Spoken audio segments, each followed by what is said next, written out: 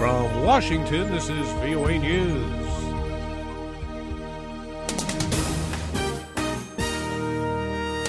I'm Ray Kouguell reporting. President Obama seeks new authorization to fight Islamic State. Mr. Obama sent Congress a request Wednesday for authorization to use military force against the Islamic State militant group, urging lawmakers to, in his words, show the world we are united in our resolve to counter the threat.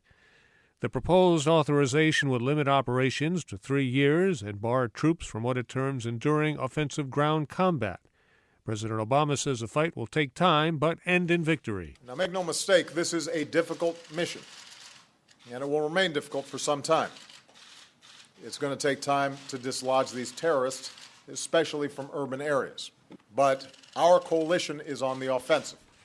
ISIL is on the defensive, and ISIL is going to lose. Mr. Obama's draft proposal says large-scale ground combat operations similar to those in Iraq and Afghanistan should be left to local forces instead of the U.S. military. The proposal must be approved by both the U.S. Senate and House of Representatives. The leaders of Ukraine, Russia, France, and Germany are meeting in Minsk, Belarus, to talk about the conflict in eastern Ukraine. All the talking comes as deadly fighting in the region goes on. At least 2 people died in the rebel-held eastern city of Donetsk when a shell hit a bus station. Military officials also say rebel attacks near Debaltseve had killed at least 19 soldiers and wounded 78 others.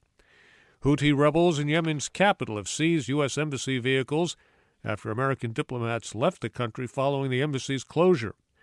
The United States, Britain, and France announced the closures of their embassies in Sana'a because of deteriorating security conditions inside the country. This is VOA News. President Obama is withdrawing most of the American troops sent to West Africa to combat the Ebola epidemic. He says because the troops are so effective, all but 100 will return home by April 30th. The U.S. deployed 3,000 personnel to set up Ebola treatment units and other infrastructure to fight the virus. 1,500 personnel have already returned. A female suicide bomber blew herself up in the Niger town of Diffa just a day after authorities declared a state of emergency there because of attacks by Nigeria's Boko Haram militants. The UN peacekeeping mission in the Democratic Republic of Congo suspended support for some planned Congolese army operations in the eastern part of the country. VOA's Gabe Joslow has more. The UN peacekeeping mission in the DRC, known as MONUSCO, is ceasing its cooperation with the Congolese military in planned operations against the FDLR rebel group. MONUSCO Deputy Force Commander Jean Bayot said the UN made the decision based on a policy not to work alongside those accused of human rights abuses. The concerns involve 2 commanders, General Bruno Mondevu and General Fall Sekabwe, both of whom are allegedly on a so-called UN Red List of human rights violators.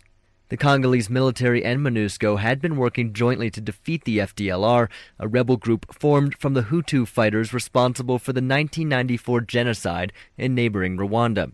Gabe Joslow, Nairobi.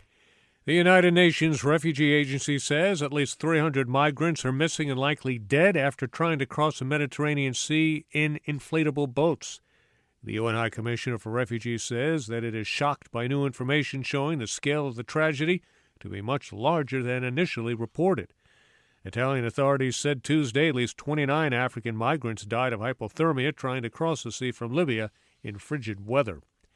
An Italian court sentenced the captain of a cruise ship to 16 years in prison for causing a deadly 2012 shipwreck and then abandoning the giant ocean liner, while hundreds of passengers remained on board.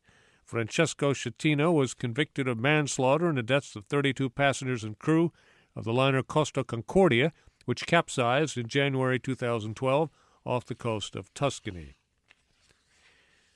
China's state-run Xinhua news agency says President Xi Jinping will be making his first official visit to the United States. That will be coming in September.